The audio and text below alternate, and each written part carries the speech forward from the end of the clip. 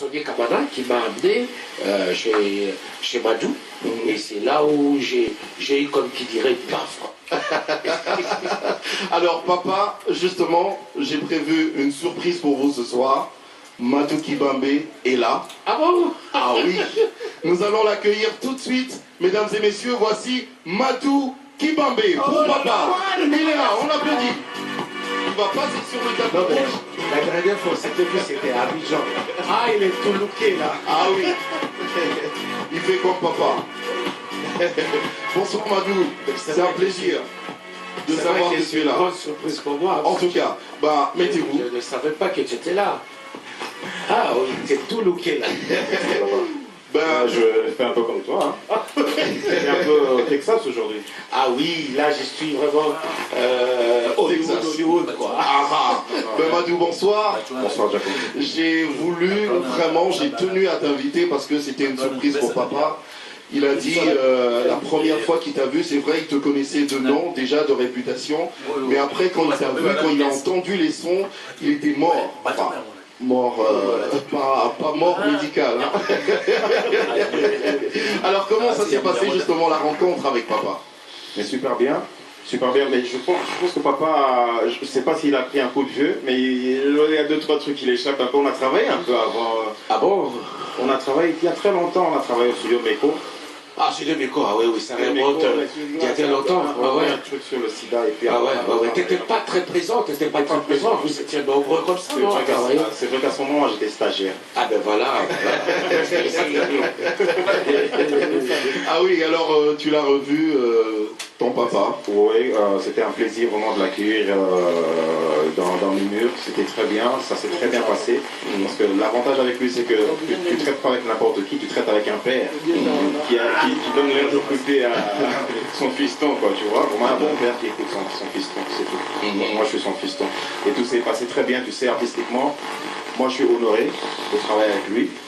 Et je pense que j'ai beaucoup gagné là-dedans. Dans la tête, j'ai beaucoup gagné là-dedans, avec papa. Ah, dans la tête, tu parlais de la tête, hein.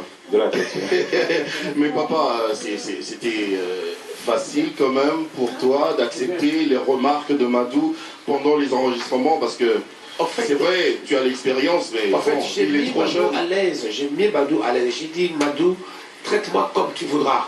Même si tu as envie de me faire des remarques qui vont me faire mal, et dis-le. Ne cache rien du tout. Même s'il voulait dire, papa, là, tu chantes faux. Il l'a fait. Ah ouais, Non. Je vais pas laisser le temps de respirer. Hein. Non, Madou, raconte-nous. Dès qu'il y avait un truc faux, j'ai dit, non, voilà, stop, on arrête, on reprend.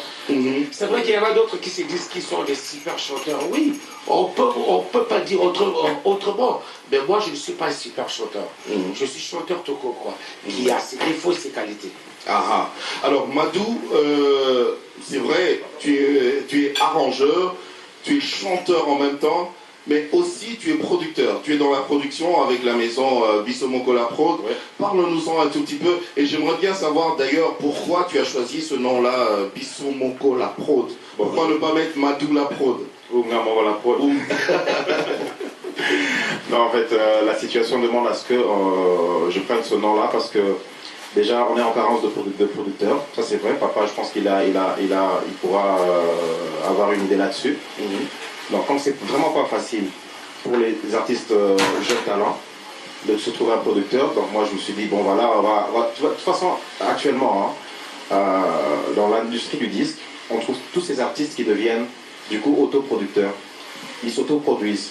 Tu vois, bon, je me dis, bon voilà, puisqu'on est en train finalement, avec la force des choses, on s'autoproduit, bon je vais dire, bon voilà, je vais faire l'autoproduction, donc Bissomoro La Prod, c'est tout. Donc je m'autoproduis, mais je suis pas seul, c'est toute une équipe. Je suis pas seul, c'est pourquoi j'ai dit Bisso, c'est pas Madou. C'est un label finalement maintenant. Ouais, c'est une structure qui est en train de qui est en train d'être légalisée d'ailleurs. Et puis bon voilà, j'espère qu'on aura une bénédiction pour qu'on commence vraiment à bien tourner d'ici 2-3 ans.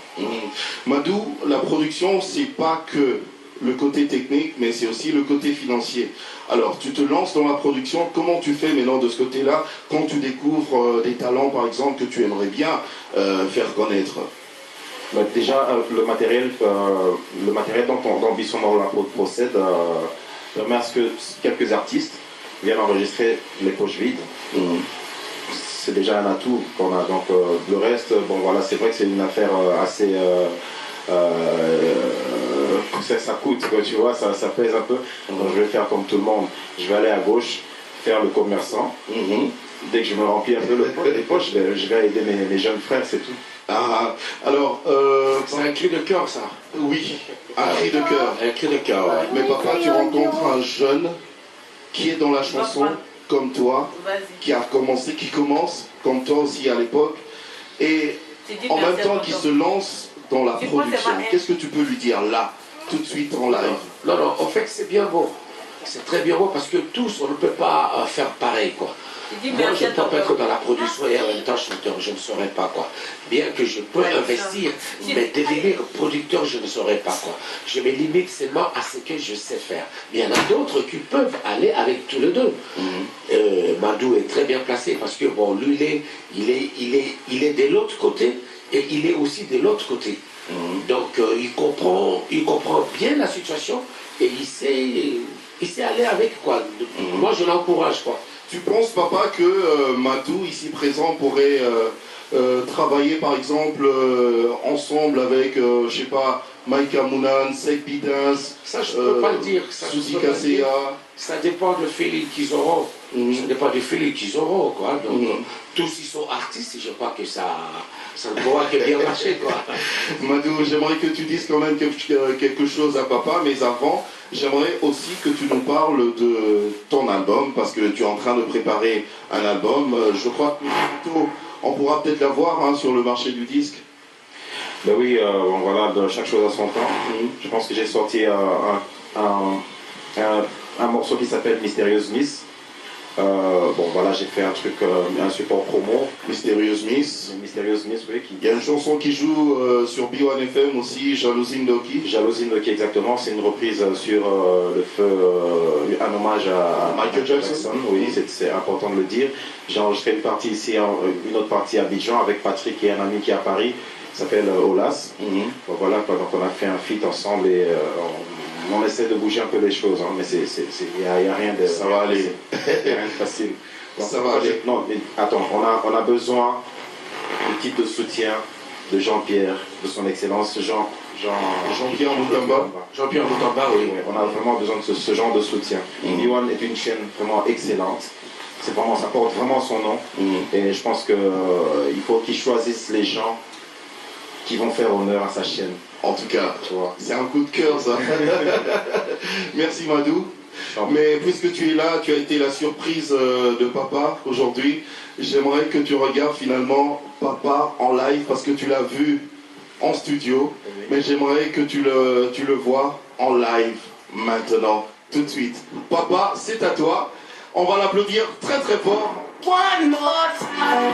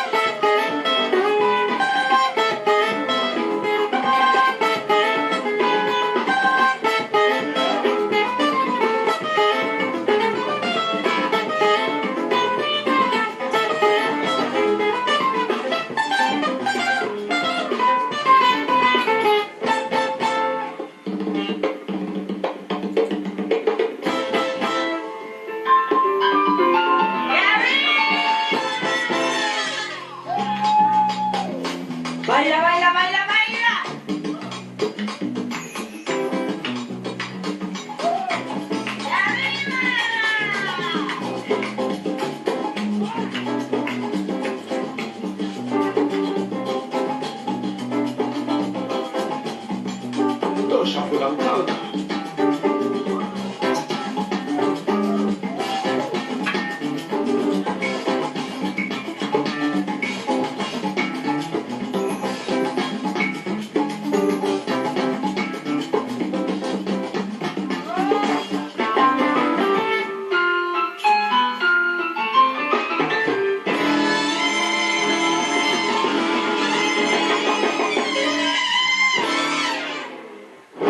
One more time.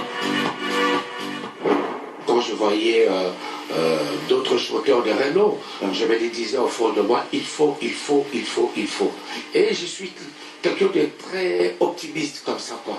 Quand je pense à un truc, j'attends. C'est comme quand on demande au bon Dieu, mais dans ta tête que tu l'as déjà, quoi. Et que tu l'as déjà, quoi. Moi, je suis comme ça, quoi. Quand j'ai réfléchi à un truc, au bout des 10 ans, au bout d'un jour, au bout de 5 mois, je l'ai. Et il y a toujours des idées qui viennent chez papa, comme par exemple ce logo-là, de Fulangenge, où tu fais Oui. ça. Bah ouais. En fait, ça, c'était une photo qui a été prise dans une église, dans ma paroisse Saint-Joseph, à Matougué, où une équipe d'une chaîne de télévision allemande qui était venue faire un reportage sur moi, et je les avais amenés dans cette église-là, quoi. Et la photo a été prise par un ami, Riva Kalimasi, et par la suite... Viva Dello Pipo. Ouais. Et par la suite, quand je fêtais mes 50 ans, alors un des grands artistes de la capitale a voulu vraiment m'immortaliser, quoi. Et jusque-là, ce logo-là est devenu un logo... Et il y en a un qui a même dessiné ça. Avant. Oui, c'est de l'artiste que je parle, quoi. Il s'appelle Tembo Cash. Tembo Cash, ouais. En tout cas. Le nom est revenu. Alors ce soir, il y a encore une autre surprise.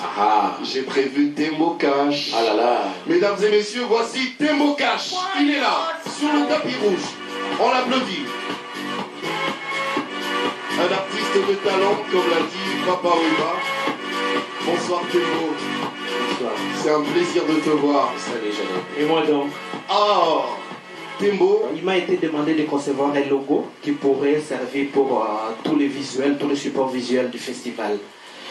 Alors je vais demander à mes amis avec qui on travaillait, Jean-Pierre Réal et Riva Galimaz, de me donner des images et audio et des photos.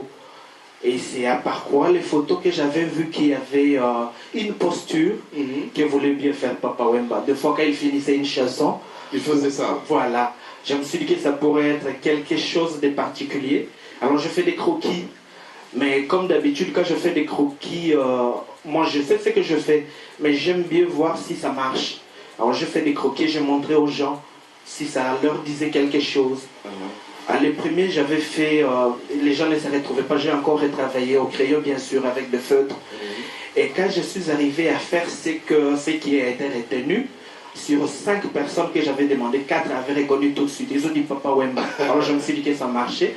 Et quand j'ai présenté à Riva, il a dit, voilà ce qu'il nous faut. Et c'est comme Alors ça. papa, entre nous, franchement, c'est vrai, on voit ce logo-là, mais ça veut dire quoi ce geste-là? Ben, ça veut tout Au-dessus de tout le monde? Ça veut tout simplement rien dire. Peut-être c'est l'aigle qui regarde tout le monde, là, peut-être. Mais bon, ça ne veut rien dire, c'est juste... Tu vas pas nous dire que tu le faisais inconsciemment. Inconsciemment. C'est vrai? Ce geste-là? C'est vrai. Après chaque chanson? Tu sais, chacun de nous a ses tics.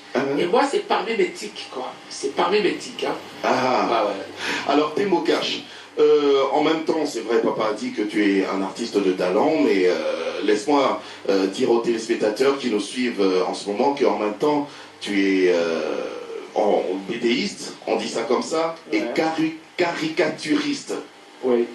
Est-ce qu'il y a une différence entre la BD et la caricature? Bon, c'est-à-dire la caricature telle qu'on la connaît, qu'on peut appeler aussi dessous de presse. C'est une